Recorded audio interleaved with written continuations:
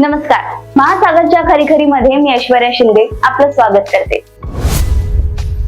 पंतप्रधान नरेंद्र मोदी यांच्या उपस्थितीत एनडीएची बैठक पार पडली. या बैठकीत एनडीए मध्ये सामील असलेले लहान मोठे पक्ष सम्मिलित झाले. भाजप नंतर क्रमांक 2 चा पक्ष म्हणून चंद्राबाबू नायडू यांचा तेलुगू देसम यांचे 16 खासदार, नितीश कुमार यांचे 12 खासदार, शिवसेना शिंदे गट यांचे 7 खासदार तर चिराग पासवान यांचे 5 खासदार आहेत. प्रश्न होता तो समर्थन पत्र देण्याचा. या सर्व सहकाऱ्यांनी आपले समर्थन पत्र भाजपाला सोपवले आहे. तिकडे इंडिया आघाडीत 234 खासदार आहेत. त्यांनी म्हणजे मल्लिकार्जुन खरगे यांनी संविधान वाचवण्यासाठी आपल्या इंडिया आघाडीत येण्याचे आवाहन केले. त्यांचा रोख चंद्राबाबू नायडू आणि नितीश कुमार यांच्याकडे होता.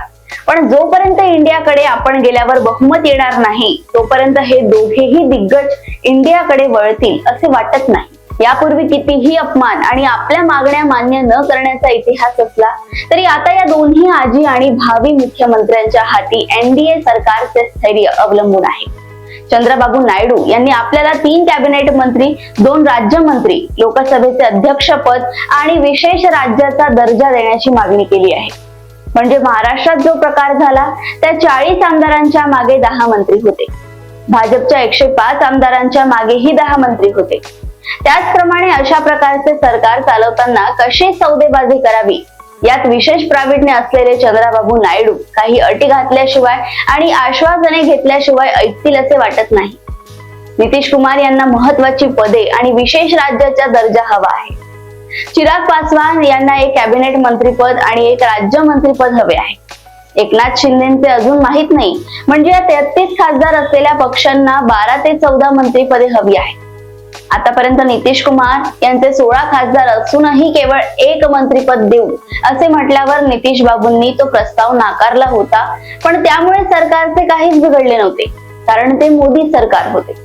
आताचे सरकार भाजपचे आहे, त्यामुळे मोदीजींना तडजोडी कराव्याच लागतील. तो त्यांचा स्वभाव नसला तरीही त्या लोकांना भाव देणे भाग आहे. दुसरी महत्वाची गोष्ट अशी की त्यांच्या मंत्रालयाचा कारभार पीएमओ कडून चालणार नाही. थोडक्यात मोदी साहेबांना प्रश्न विचारणारे मंत्री त्यांच्या मंत्रिमंडळात असतील व त्यांच्या प्रश्नांची उत्तरे देणे त्यांना भाग असणार आहे असं दिसतंय. आजच्या घडीला मोदी यांचा फॉर्म्युला इंडियापेक्षा भारी आहे. इंडियाला आणखी 15 ते 20 जागा मिळाल्या असत्या तर हे दोन्ही दिग्गज झपाझप तिकडे गेले असते.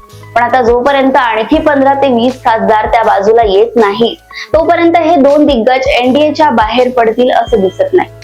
आता या दोघांनाही आपल्या अपमानाची किंमत पूर्ण वसूल करायची आहे. अटलजीच्या राज्यात चंद्राबाबूंनी ही किंमत पूर्णपणे वसूल केली होती, पण ते अटलजी होते. आता अनेक पक्षांना आपल्याकडे वळवण्यात माहीर असलेले चाणक्य पुढील काही दिवसात निश्चितपणे काही खासदार गोळा करू शकतात.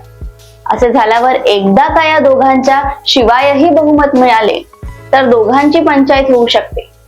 पण हे सगळे मनाचे मांडे आहे. मुख्य गोष्ट ही आहे की आजच्या घडीला एनडीए कडे आकडे आहेत, ते सर्वांना मान्य केलेच पाहिजे. इंडियातील एखादा पक्षही फोडण्यात यश मिळाले तर इंडियाला मोठे भगदाड पडू शकते. कसेही करून सरकार आपलेच बनवण्यासाठी मोदीजी आज अनेक अटी मान्य करू शकतात. हे सरकार एनडीएचे असल्याने आता पूर्वीप्रमाणे कारभार करता येईल का हा सुद्धा प्रश्नच आहे. कसेही करून सरकार तर बनवले, पण हे सरकार स्थिर ठेवण्यासाठी, त्याला मजबूती आणण्यासाठी जो आकड्यांचा खेळ करायचा आहे तो एकदा शपथ ग्रहण होताच सुरू होईल यात वाद नाही. एनडीए कडे देण्यासाठी खूप काही आहे, त्यामुळे राजकीय पातळीपासून इतर सर्व पातळ्यांपर्यंत अनेक बाबींचा वापर करून आम्ही आधीच म्हटल्याप्रमाणे अनेक आकडे आपल्याकडे वळू शकतात. हे मोदीजींना चांगलेच ठाऊक आहे. पंडित जवाहरलाल नेहरू लागोपाठ 3ऱ्यांदा पंतप्रधान झाले होते.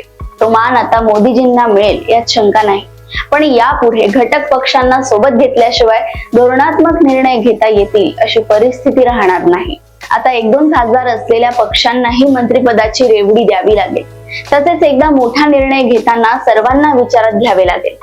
एनडीए म्हणून मोदीजींना आपल्या स्वभावामध्ये हा बदल करावाच लागेल. बाकी अशा सरकारचे भविष्य स्थायी असावे अशी अपेक्षा आपण करूया.